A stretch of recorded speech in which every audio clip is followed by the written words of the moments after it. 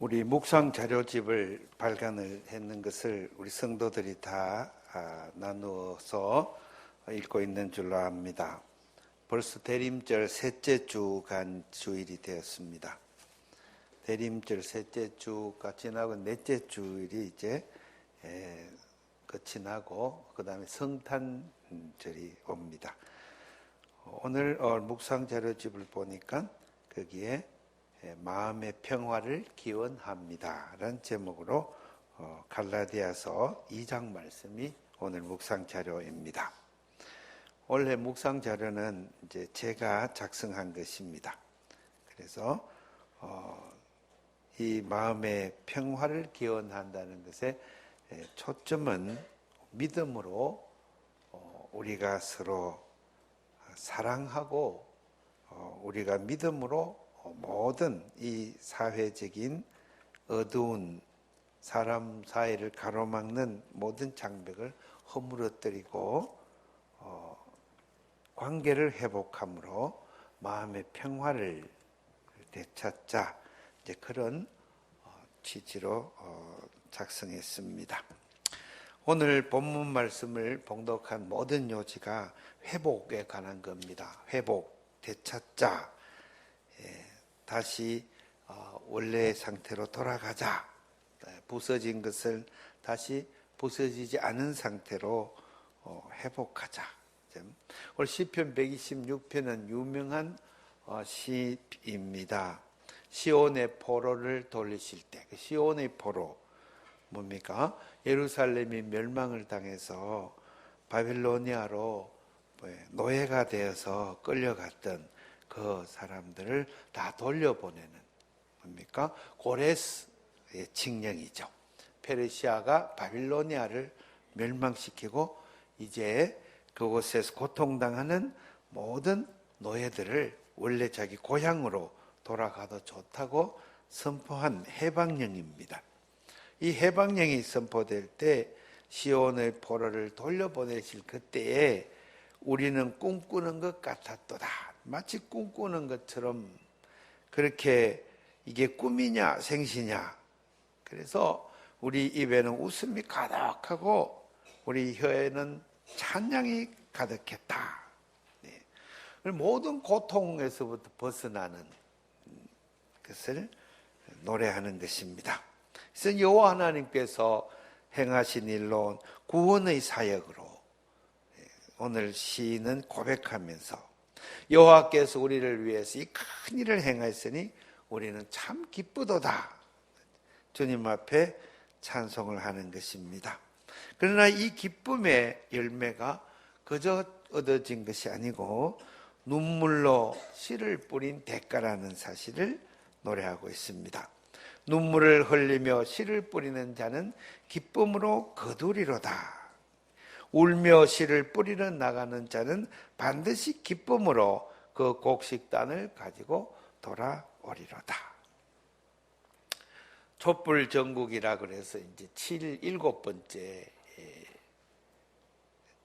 촛불을 하면은 여리고 도성이 무너지듯이 모든 세상의 악한 권력의 도성이 무너질 것이다. 성경이 예언한 바입니다. 그래서 촛불 집회를 이렇게 7번 했습니다. 그동안에 춥고 여러 가지 어려운 환경 속에서도 이 나라를 바로 세워보자고 온 국민들이 기도하면서 외치면서 이제 평화적인 시위를 계속 이어왔습니다. 눈물을 흘리면서 씨를 뿌리는 그런 모습입니다. 또 울면서 씨를 뿌리러 나가는 자들입니다. 그래서 이게 열매가 맺히리라 믿습니다. 하나님께서 어떤 열매를 맺게 해주실 겁니까? 지금까지 거짓에 잘못된 건 다 거두어가 버리고 쭉정이는 다 거두어가 버리고 진실의 열매가 맺힐 것입니다. 정직한 사람들이 대우받는 사회가 될 것입니다.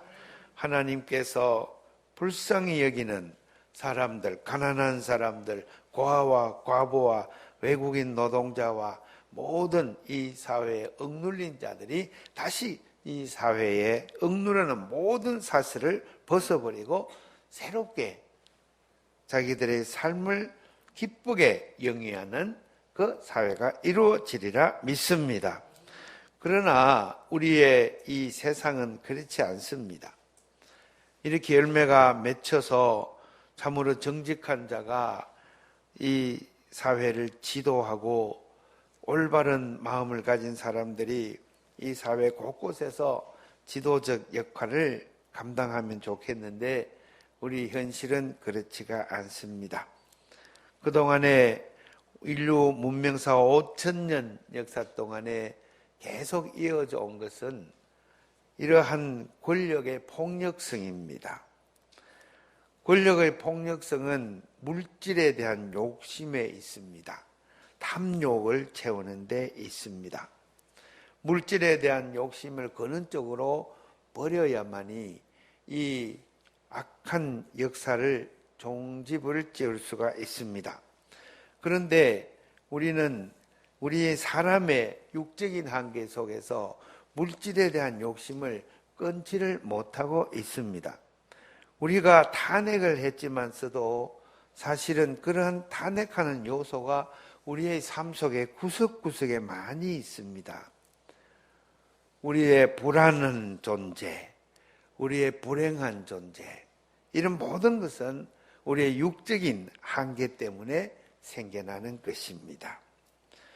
우리 예수님을 통해서 이 육의 한계를 넘어서서 영의 영속하는 그 진리의 세계로 우리가 나아가야 되는데 우리는 신앙생활을 한다 하면서도 사실 모든 것이 육적이고 물질적인 생각에 가득 차 있는 것을 우리가 인정하지 않을 수가 없습니다. 돈이 없으면 불행해집니다.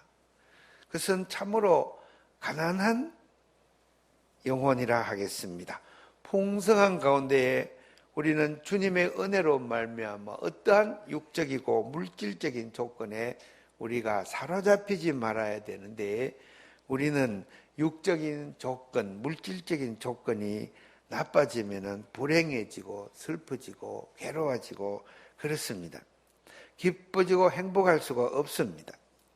그래서 우리가 반드시 기쁨으로 곡식단을 가지고 돌아오리라고 이 예언한 이 시인의 예언에는 우리 예수님을 믿는 이 믿음 안에서 우리가 이 땅에 있는 모든 육적으로 생기는 고난과 고통을 이기고 승리하는 믿음의 승리가 있는 줄로 믿습니다.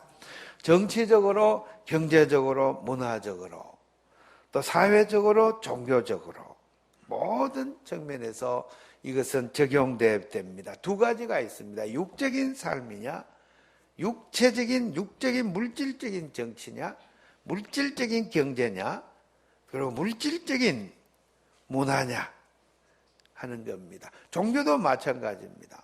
물질적인 데 빠지지 말아야 되는데 종교도 물질적인 종교가 이 세상에는 기세를 올리고 있습니다. 이번 주에 일어난 사건들 중에 늘 요사이는 자주 일어나기 때문에 별로 충격도 안 받는 듯 합니다. 테러입니다. 테러. 나이지리아 아프리카지요. 시장에서 여자 둘이서 폭탄을 품고 터져 죽었습니다. 시장에 31명이나 다 사망을 했습니다. 자살 테러입니다. 이슬람 단체에서 했다고 그럽니다. 이것은 종교적인 문제를 넘어서 기존의 체제에 대해서 너무나 고통스럽게 사는 사람들의 함성입니다. 못 살겠다 이것입니다. 그래서 이것이 폭력으로 터져 나옵니다. 터키에 또 일어났습니다. 며칠 전이죠. 축구장에서 사람들이 축구를 관람하러 모이는데 거기에 아마도 쿠르드 민족, 소수민족으로 보입니다. 네, 그것도 폭탄인 자살 폭탄을 터뜨려서 거기에 13명이나 사망을 했습니다.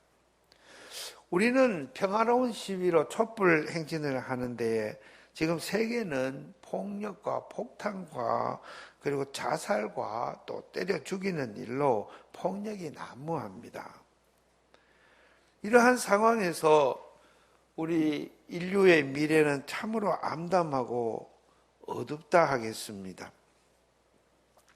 세계적인 대석학이고 또 전체 물리학을 연구하시는 스티븐 호킹이라는 분이 여사에는 사회적인 문제에 대해서 자주 언급을 합니다. 그분이 최근에 한 말 중에 인류 사회는 1000년이 못 가서 이제 멸망할 것이다. 특히 호모사피엔스, 우리 인간이라는 종자는 멸종을 할 것이다. 이렇게 예언을 했습니다. 그러면서 사회 곳곳에 있는 이런 문제점들을 제가 지적하고 있습니다. 과연 이 세계는 권력자와 비권력자, 억압자와 피억압자로 이렇게 나뉘어지는 현실이 계속 영속되고 있어서 우리는 어두운 터널을 지나는 것 같습니다. 이것이 육체의 상태입니다. 문화적으로도 그렇습니다. 모든 사람들의 역사 속에 형성된 문화들이 서로 꽃을 피우며 대화하는 대로 나가지를 못하고 경멸과 인종차별의 형태로, 그래서 유럽에는 지금 거구파들이 득세를 하고 있는 실정입니다. 얼마 전에 국민투표에서 참으로 걱정스럽게 오스트리아의 극우파 대통령이 당선될 거라고 하는 그 우려를 겨우 물리치고 사람들이 다 이제 중도 좌파의 사람을 뽑았다고 합니다. 그래서 SNS의 힘이 굉장히 컸다고도 평가하고 있습니다. 현대 사회는 이와 같이 육체적인 질고와 고통에 사로잡혀 있는 이것을 저항하는 힘이 평화적으로 또 정보를 공유하는 형태로 점점 더 퍼져나가고 있습니다.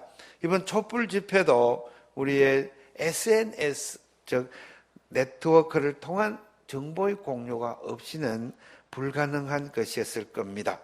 과거에 우리 젊었던 시절에 유신헌법에 대한 반대운동을 하고 광주 한민주 항쟁의 그 길을 이어갈 때는 모든 언론이 침묵하고 사실을 보도하지 않아서 그저 사람들 입에서 입으로만 소수에게 전해졌던 그런 시대를 우리는 살아왔습니다. 그러나 지금은 그렇지 않습니다. 언론이 보도하지 않아도 우리는 스마트폰으로 또 서로 페이스북으로 서로 사실을 막 알려나가고 사진도 찍고 현장 장면도 막 공유를 합니다. 서로 생각을 공유하는 이러한 빠른 변화의 시대에 우리는 직면해 왔습니다. 그래서 좀 더 긍정적인 방향으로 이어져 나갈 것으로 보입니다. 이런 시대에 우리는 서로 생각을 공유하고 서로 의견을 나누고 또 우리가 생활 속에 당한 그런 사건들을 빨리 알리고 서로 공유하고 해석해 나가는 그런 소통의 시대가 열렸다고 하겠습니다. 그러므로 교회도 이러한 세상의 죽음의 세력과 육적이고 물질적이고 폭력적인 세력에 대항해서 이러한 정보 공유의 물결에 같이 나가야 되는, 마땅히 그렇게 나가야 됩니다. 우리 교회에 보면은 밴드라고 해서 우리는 서로 공유하고 있습니다. 생일이 되면 서로 축하 메시지를 보내줍니다. 또 집안에 좋은 일이 있으면 밴드에 올려서 서로 보고를 합니다. 그래서 서로 생각을 나누고 서로의 소식을 공유하는 그러한 일들을 1년 넘도록 해오고 있습니다. 또 카톡이라는 것도 있습니다. 카톡을 열어서 우리 단체 톡방에서 서로 할 일을 공유하고 전화를 굳이 안 해도 거기에 소식을 올려놓으면 서로 일하게 됩니다. 우리 그동안에 주보를 만드는 일에 우리 교회 홍보출판부를 위원회를 만들어서 카톡에서 서로 의견을 공유합니다. 원고를 만들어서 올려놓으면은 그리고 그것을 교정을 봐서 대여섯 명이 교정을 보고 그 다음에 틀린 게 없도록 서로 광고사항도 추가할 것 추가하고 뺄 것 빼고 이렇게 하여서 이 오타가 거의 나오지 않고 있습니다. 과거에는 주보를 내면은 오타가 나오면은 막 오타가 나왔다고 수근수근대고 교회 분위기가 어지러웠습니다. 그러나 지금은 그런 것이 다 사라졌습니다. 왜? 함께 공유하는, 서로 나누는, 서로 참여하는 이 속에서 이루어내는 성과라 하겠습니다. 이번 한 해에도 우리가 교회 생활을 이어져 나가야 될 텐데 2017년 한 해에는 좀 더 다른 형태의 우리의 신앙생활을 이어나가야 될 줄로 믿습니다. 우리가 이제 박근혜 탄핵 정문을 바라보면서 눈을 바깥으로만 돌릴 것이 아니라 이제 우리 안으로 돌려서 우리 속에 있는 탄핵받아야 마땅할 것이 무엇인지를 스스로 자성하고 돌이켜보면서 우리 신앙생활의 횃불을 다시 높여 올려야 될 줄로 믿습니다. 게으르게 살았습니까? 다시 게으르고 나태한 생활을 탄핵해버리고 이제 좀 더 성실하고 부지런한 생활로 우리는 발돋움해 나가야 될 것입니다. 우리가 서로를 믿지 못하고 서로를 질투하고 서로의 마음에 상처를 주었습니까? 그러나 그러한 사랑이 없는 우리의 언행과 생각들은 다 탄핵해버리고 이제는 우리가 서로 사랑하고 위로하고 진심으로 받들어주는 그런 아름다운 사랑의 관계로 우리가 변화돼 나가야 될 줄로 믿습니다. 모든 생활 속에서 이러한 변화가 일어나야 될 줄로 믿습니다. 우리는 특별히 이 물질적인 육체적인 삶에서부터 보다 더 고양된 영적인 삶으로 우리가 변화돼야 될 텐데 가장 큰 무서운 적은 사망입니다.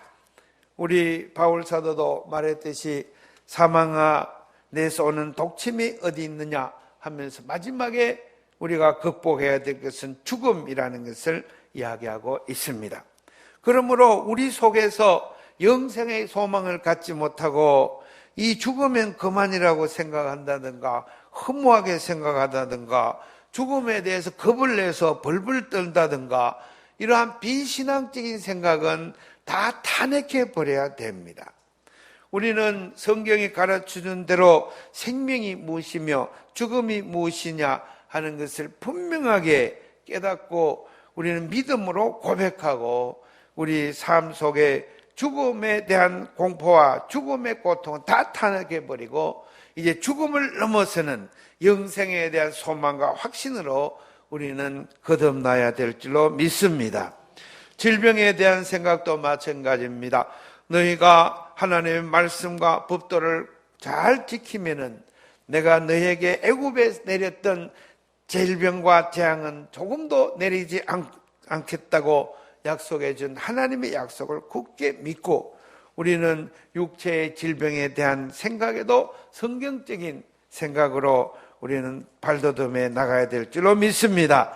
하나님이 창조주이십니다. 창조주 하나님의 뜻으로 모든 생명은 그대로 움직여 나가는 걸 고백하면서 우리의 몸에 있는 가시를 주님이 뽑아주시기를 기도하고 또 뽑아주시지 아니하면은 우리는 그것을 통해서 더 영적인 진실로 다가가는 성숙한 신앙인의 길을 가야 될 줄로 믿습니다.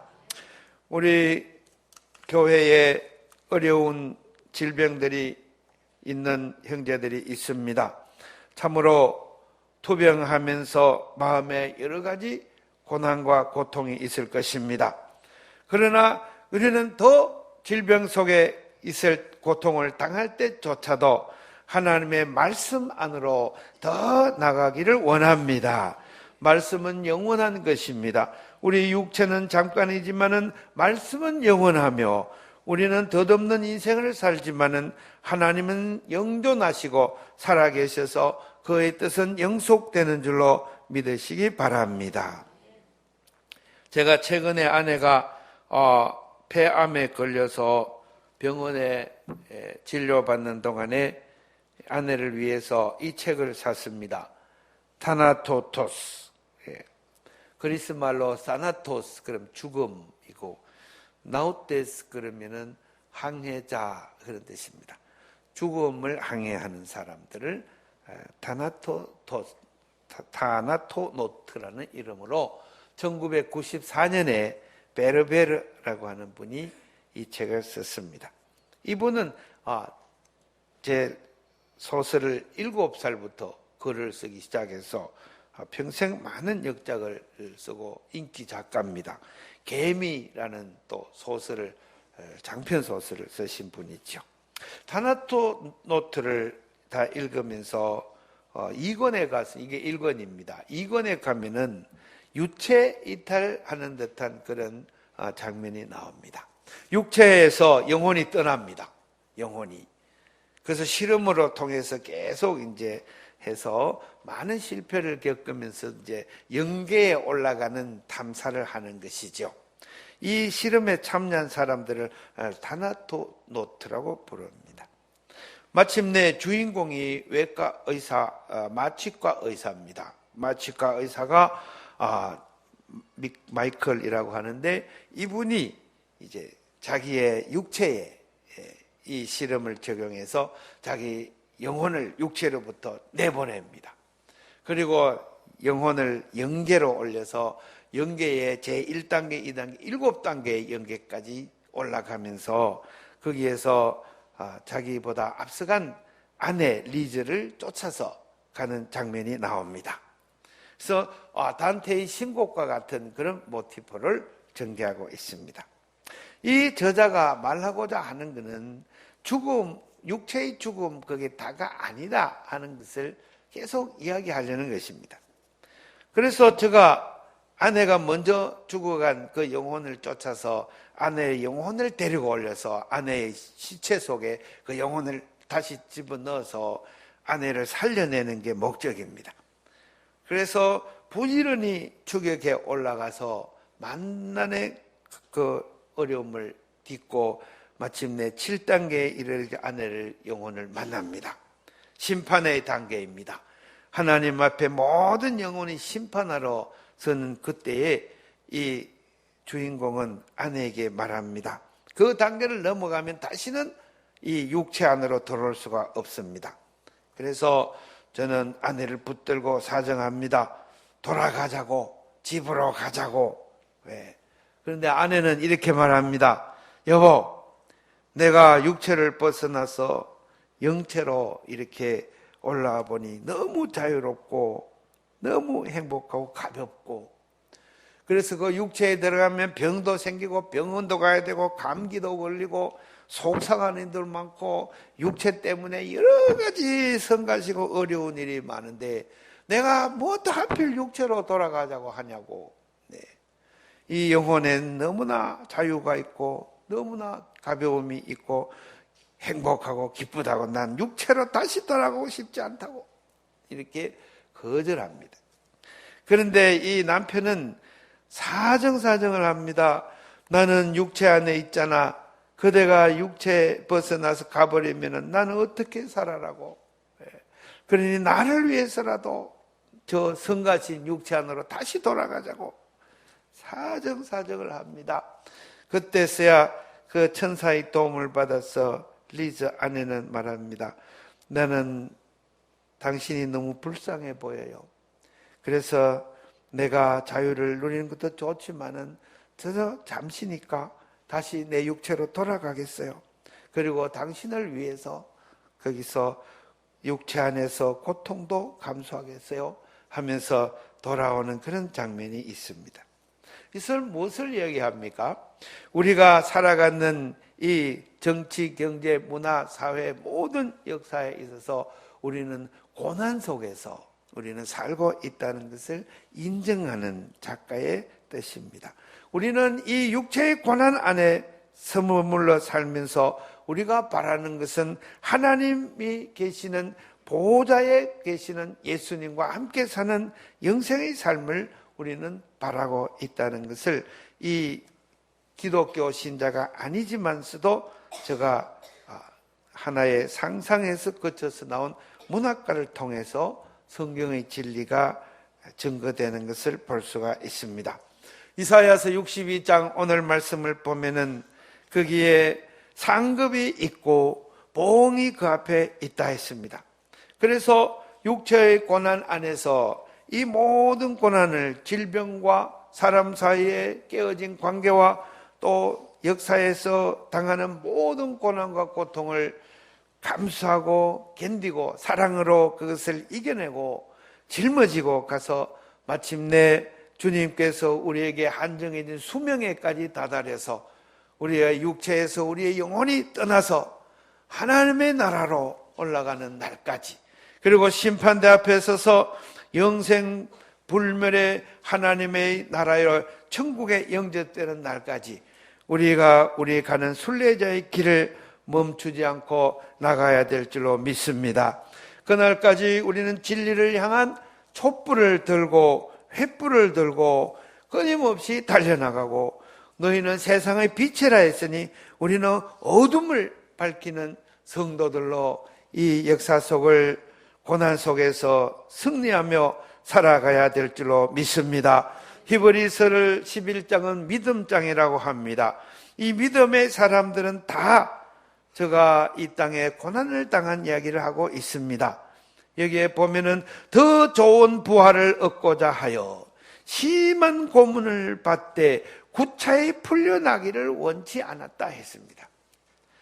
우리는 육체의 고난을 이상한 일 당하는 것처럼 여기지 말기를 바랍니다. 하나님께서 우리에게 주는 고난을 잘 이겨내고 그것을 하나님의 은혜로 우리는 체험하고 우리는 마침내 영생으로 나가는 그런 길목에 서게 되는 줄로 믿습니다. 어떤 사람들은 조롱과 채찍질을 당했습니다. 결박을 당하고 옥에 갇히는 시험을 겪었습니다. 돌로 두드려 맞았습니다. 톱으로 육체를 키는 고문을 당했습니다. 칼로 죽임을 당하고 양과 염소의 가죽을 입고 유리하고 방황하며 굶고 궁핍하고 환난과 박대를 받았다 했습니다. 세상에서 당하는 이 고난을 우리들은 잘 믿음으로 이겨내면은 세상이 이런 사람을 감당해내지 못한다 했습니다. 그러므로 우리는 우리를 얽어매는 모든 죄의 사슬을 벗어버리고 우리 예수님 보혈의 공로에 의지해서 다 내려놓고 인내로서 우리 앞에 당한 경주를 끝까지 달려가고 믿음의 주요 또 온전하게 하시는 예수님을 바라보자. 히브리서의 기자가 말하는 대로 기쁨으로 우리의 생을 끝까지 경주를 달려가는 성도들이 되기를 축원합니다. 기쁨을 위하여 십자가를 참으시고 그리고 마침내 부활의 영광에 이르시고 그가 당한 부끄러움을 개의치 아니하시고 고난을 이기신 예수님이 하나님의 보좌 우편에 앉아 있으시니라 하는 것을 이 대림절에 기쁜 복음으로 받아들입니다. 요한복음 1장에 세례자 요한이 예수님을 기다리고 있습니다. 제가 너는 누구냐 했더니 나는 그리스도가 아닙니다. 나는 엘리야도 아닙니다. 나는 모세가 신명기 13장에 예언한 그 예언자도 아닙니다. 나는 광야에서 외치는 자의 소리입니다. 뭡니까? 우리 예수님을 증언하기 위해서 내가 예비된 자요. 저는 와서 세례를 베풀고 물로 나는 베풀지만 저는 성령으로 세례를 베푸는 그뿐이라고 구원의 예수님을 증언했습니다. 그러니 우리는 이 세상에 여러 가지 바라볼 것이 많이 있습니다. 출세, 물질, 권력 여러 가지 바라볼 것이 많이 우리들 앞에 놓여 있지만 우리는 그런 것들을 헛된 것들을 바라보지 맙시다. 우리가 바라봐야 될 것은 오직 예수님만 바라보고 보호자에 앉으신 예수님을 바라보고 우리는 사랑과 희생과 봉사와 맑은 마음과 밝은 우리의 영혼을 가지고 이 어두움 속에 앉은 육체를 잘 거느리고 나가는 성도들이 되기를 주의 이름으로 축원합니다. 하나님께서 역사하시고 인도하여 주셔서 우리 전주화평교회 성도들은 이 대강절을 지내고 대림절을 지내고 나면은 하나님께서 그 긴 터널을 이제 지나고 새 시대의 새 소망의 아름다운 역사를 일으켜 주시고 우리에게 성도들 한 사람 한 사람마다 능력으로 역사해 주셔서 하늘나라 복음의 은혜를 받는 모든 성도들이 되리라 믿습니다. 주님이 축복하여 주시리라 믿습니다. 아멘. 우리 사랑하는 형제들에게 축복합시다. 서로 옆을 바라보면서 하나님께서 축복하십니다. 네. 하나님의 복을 받은 성도입니다. 아멘. 한 번 더 합시다. 당신은 영생합니다. 아멘. 네. 우리 하나님께서 주시는 복을 다 받아 간직하는 성도들이 되기를 축원합니다. 기도하십시다.